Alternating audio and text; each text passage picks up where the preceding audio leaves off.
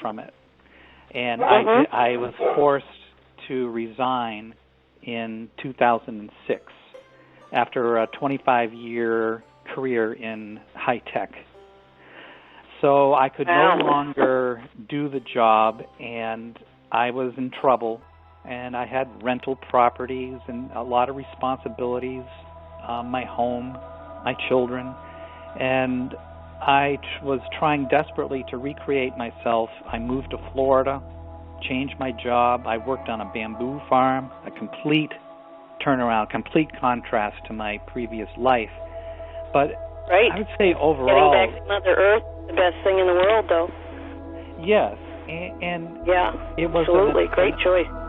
It was an attempt to recreate myself because I was having terrible identity issues.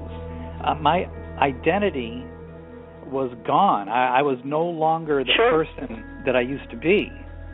And I mean, there were parts that were missing that were part of my personality that I was no longer the same person. So can I ask you a quick question? Yes. That when you lost all of that, would you say that was more because of the drugs, or was it about the disease itself? Well, it was the underlying disease itself. The reason I went as long as I did was because of the pharmaceuticals that they were supplying me with. So they did their best to keep me going under terrible circumstances, and it just all fell apart. I did for about 7 or 8 months on the bamboo farm. I did have this great kind of a rebirth, but it very quickly,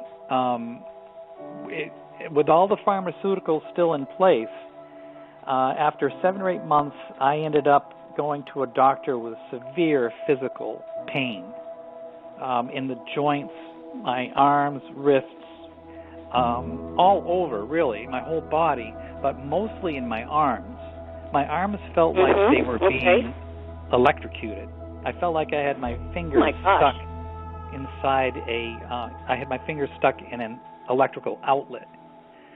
So it was really torturous. It was 24/7. The pain never went away.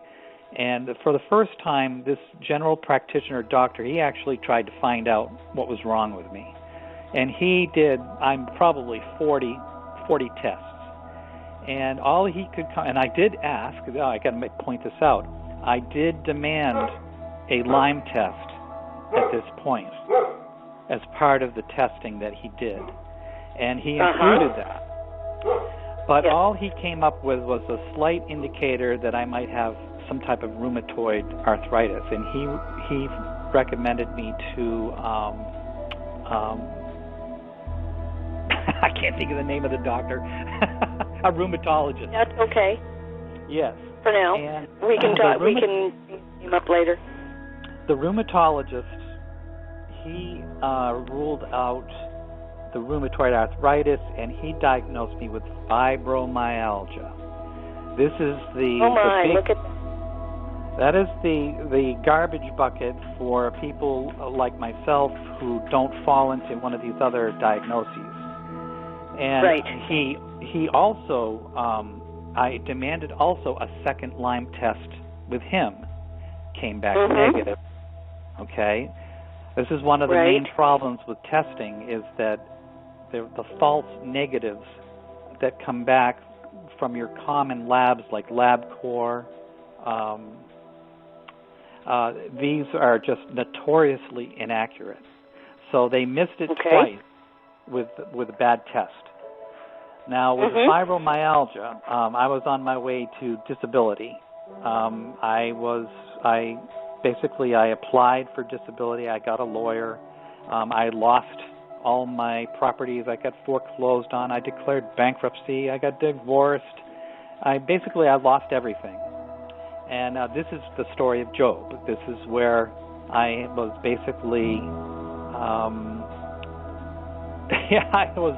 I lost everything, including my health, my identity, And I went to my lawyer and I said, look, I'm either headed for prison, the nursing home, or a hospice.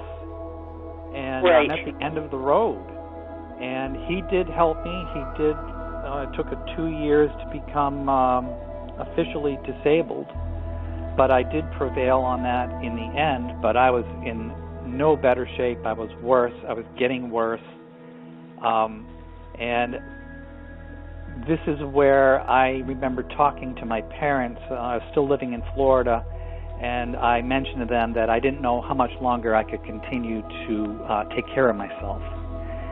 And my mother insisted that I come up to New Hampshire, come back to New Hampshire, and to get retested for Lyme. And I argued with her. I was like, Mom, I don't have Lyme. I've already been tested twice. I don't have it. I have fibromyalgia. Leave me alone. And I just didn't have the strength to battle her over it. And I reluctantly agreed. I went up. I got tested. And I remember telling this doctor, a Lyme-literate doctor, I said, if my mother's right, I'm going to build a shrine to her. And after explaining my symptoms, the doctor said, well, you better start saving your money for that shrine because I'm 95% certain that you have late-stage advanced Lyme disease. And sure enough, when I got the test back, that's exactly what it was. She says, you have old Lyme. It's advanced. You've had it for years and years. And I thought at the time it was quite a revelation. I'll never forget that moment when I found out. It's one of those aha moments in life where I thought, well, maybe this is good. I don't have fibromyalgia. I don't have this long, torturous kind of, near-death sentence thing that's just going to linger until I found out later about the reality of Lyme. And then it's a toss-up. Well, which would be worse? I don't know. But at least with Lyme, I figured, okay, there's a chance I can be cured. Little did I know how little of a chance that was going to be. So that's how I think I got it at Cape Cod by being bitten by a tick. We were out in the tall grass playing around, me and my brothers, and it's very likely I picked up a deer tick. It may have been a co-infection like Babesia or Bartonella or Ehrlichia. Those are kind of related co-infections that often come with Lyme. And it's perhaps later in my later years I may have picked it up again. I don't know on that. It's impossible to say. All I know is that the symptoms that I had back when I was 15, I don't have anymore as a result of the treatment. Right. So when I look back... Exactly. So what did it take to... would you call yourself cured? I would call myself cured as of now. I've been completely antibiotic-free for almost 2 years, and medication and pharmaceutical-free completely for 2 years. So for the first time in my adult life, I never knew that it was possible to feel this good.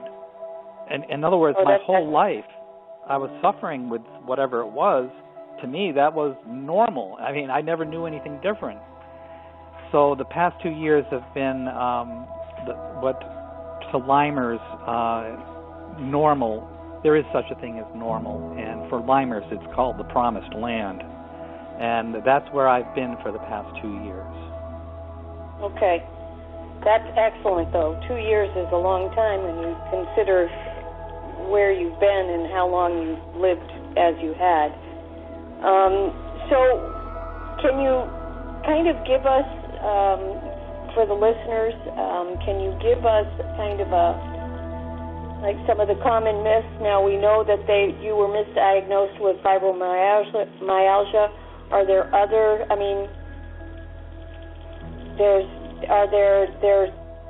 by telling your story, of course, understand that, you can be diagnosed with this depression, etc. But were there other possibilities that they were looking into when they were diagnosing you, when they were testing you, that they were naming as possibilities? Well, yes, in a way, the rheumatoid arthritis misdiagnosis kind of led to fibromyalgia. But in looking back, I could have easily have been misdiagnosed with multiple sclerosis, Parkinson's, ALS, Alzheimer's,